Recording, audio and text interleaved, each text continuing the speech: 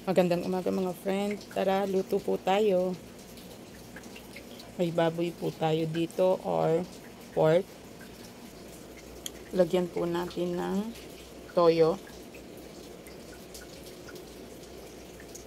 Tansyahin na lang po natin yung dami. Haluin po natin. Lagyan po natin ng konting suka. Tansyahin din po natin. At least mga 2 spoon.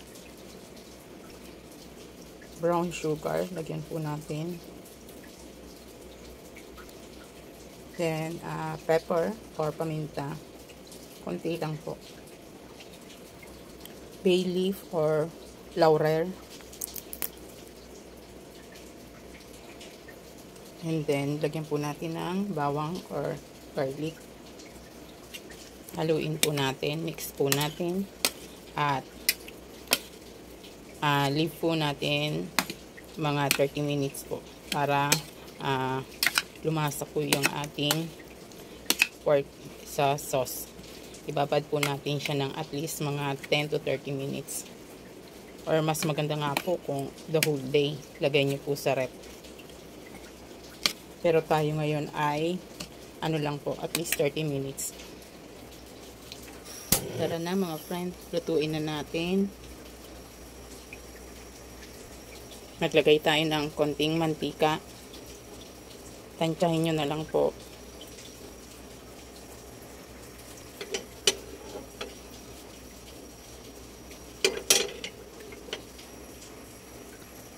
Naglagay po tayo ng bawang.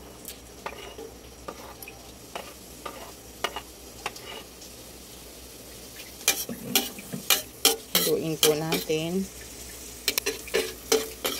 Haluin po natin hanggang sa mag light brown ang bawang or garlic. At pisat-pisatin din po natin ang bawang para lumabas po ang aroma.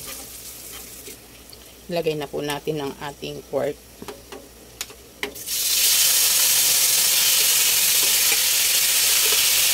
Mamaya po natin ilalagay yung kanyang pinagbabaran. Haluin po natin. Inaan po natin yung apoy. Takpan po natin pansamantala. Cover po natin yung meat. Tingnan natin ang ating niluluto.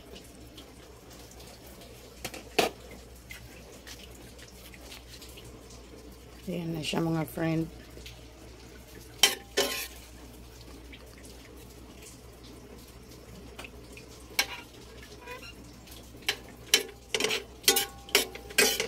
Haluin natin. At takpan natin muli. Hayaan pa natin siya mag-simmer. Ilagay natin na friend yung kanyang pinagbabaran para mas malasa. At takpan natin muli. Lagyan natin siya ng tubig mga friend. Para sa pagpapalambot. Hanggang sa ano lang, tansyahin na lang natin paglagay ng tubig, yung sakto lang na para lumambot yung meat or yung pork. Cover natin muli. Nakalimutan ko friend, lagyan nga pala natin yun ng tokwa kasi may isa pa akong pirasang tokwa dito. Ilagay natin, pero bago natin yun ilagay ay prituhin muna natin yung tokwa. Prituhin lang natin ng bahagya ang ating tokwa. Ngayon mga friend, ilagay na natin ang tokwa. Pasensya na kayo, nakalimutan ko yung tokwa. Ayan. Habang kumukulo siya at nagpapalambot tayo ng pork, ay ilagay na natin yung tokwa. Ayan mga friend, almost done na ang ating niluluto at tikman na natin siya.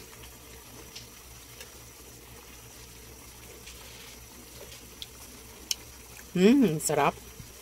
Ang pagtimpla nga pala mga friend, according to your taste na lang ha, kasi hindi pare-pareho ang ating rate ng panlasa. Pasensya na kayo, medyo nabulol ako.